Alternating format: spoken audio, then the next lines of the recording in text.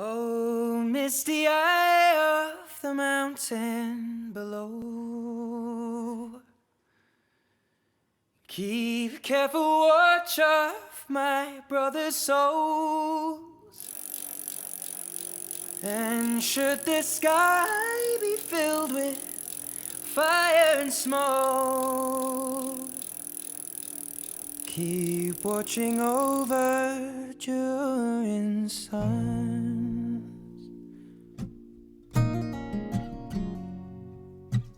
An active living interchange think tank that constantly produces new exciting connections and relationships and businesses. What I sometimes say is, I had this idea, but in very short order. The idea had me, and I'm just in service to it now. Everybody can be a producer. So production isn't this thing any longer that happens outside, happens in factories, happens in mass scale. Sure, it's still all those things, but everybody can be a producer in the new economy. Whether you're producing excess driveway space, excess time, we all have something, again, going back to participation, something that can create flow of capital for the purpose of creating sustainable livelihoods.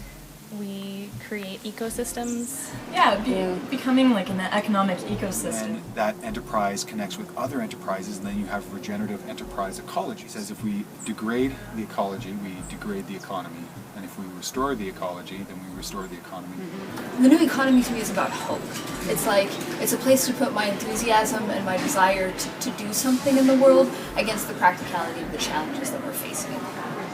And recognize all the things that people do for each other, all the reciprocity, all the gift economy, right?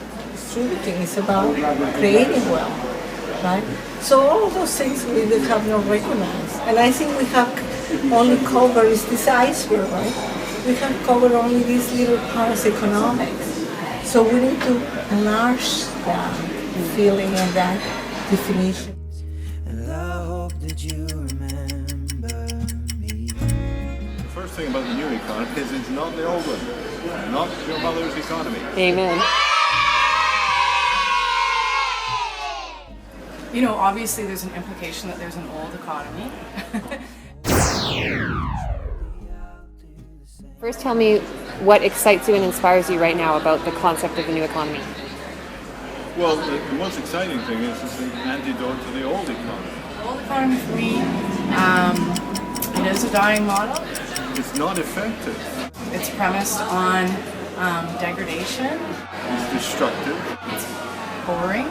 It's mindless. It's alienated. It's secretive. It destroys people. It creates poverty. It doesn't respect Indigenous rights. It's functionally evil. It's exclusive. It's Bastions and bastards. It's harmful. It's very much boy toy stuff, and that's got to go.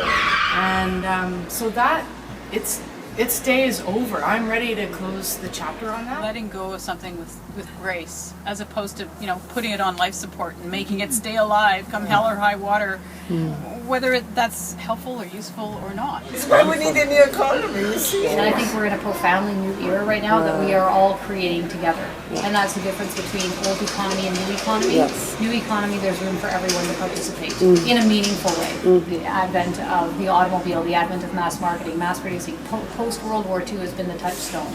And one of the things that I've been starting to hear over the last 18 months from a whole variety of places is post-2008. And I think profoundly that we have a new touchstone, and it is post-2008. And mainstream sources like the Financial Post and others lament that we're no longer in a pre-2008 economy and they're still waiting for a recovery. But not so mainstream sources, and also kind of the tip of the mainstream is starting to say, wait a minute, we're in a new economy, it's a post-2008 economy, and there are a whole series of possibilities here. The new economy is not a new economy in a way, it's the old economy. That was not the recession, it was the end of an era. Tell me about what is most inspiring to you in your busy life right now. What inspires me is being a part of tipping points and watching other people create those as well. What does that mean? Most of us have access to get involved in these 100th monkey scenarios where, by joining, we create an exponential result. Anytime that I see a model of economic development that's human scale, that is respecting ecological limits, that's life-affirming, that's lifting people up, that has humanity in it, that promotes democracy and fairness and challenges existing pyramids of power.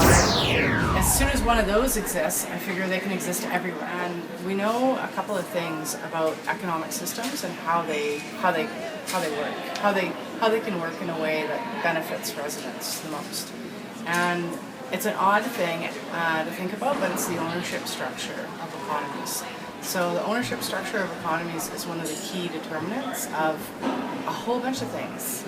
Diabetes, number of newspapers, number of associations that you have in your town, voter turnout, not to mention jobs.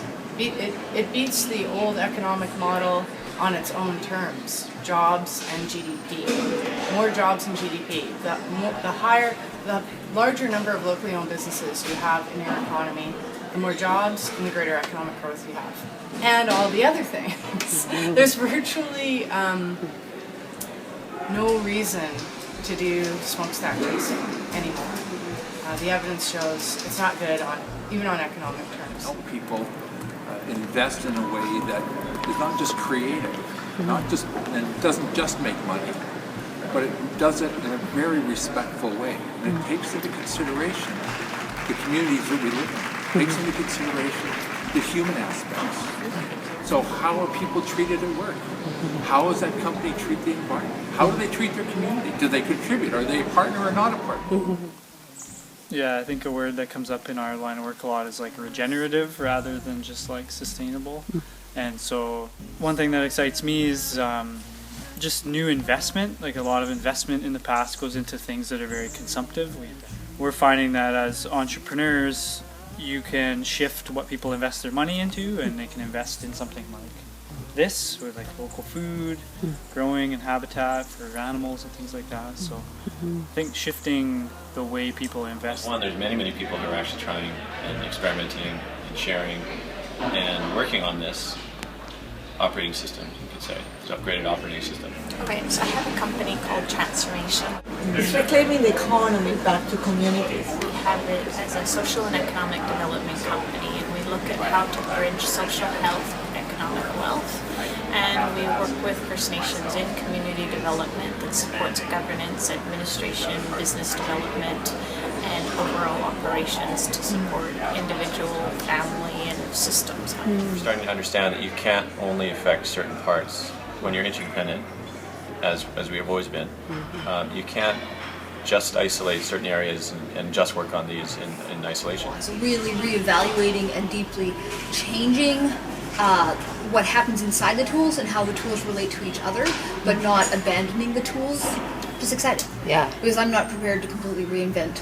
Right. Like what the capitalism solves some problems extremely well, and I'm not prepared to completely abandon it as a system, but it so severely needs to be reworked if we're going to continue to live on this planet in a way that benefits future beings or even beings now. Yeah, I guess I'm looking forward to moving towards a more renewable lifestyle for everyone on the planet. How do I live with the question and the not knowing, and how do I just, stay courageous, stay grounded, and keep moving towards what is life affirming? You don't have to wait for a new economy to come. Look, there's one right here, and we're creating it all together right now. My people screaming now, and I see fire.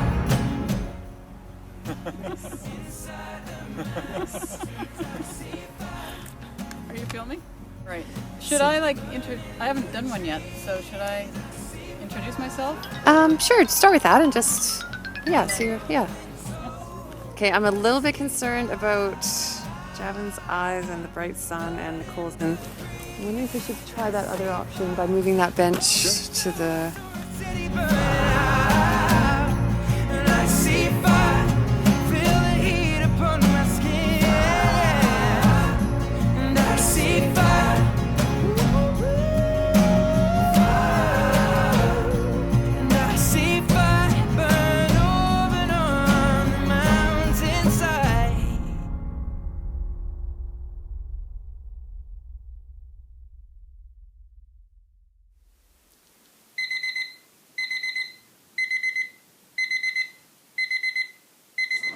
economy is not an idea, it's a practice. And it's alive and well right now in our community. You know what? It's a lot of fun when you're involved in the positive action and the positive solutions. Yeah. If you're alive at this point, anyways. Indeed. If you happen to have the good graces to be alive now, then There's some kind of a capacity to sit with that not knowing and do it anyway.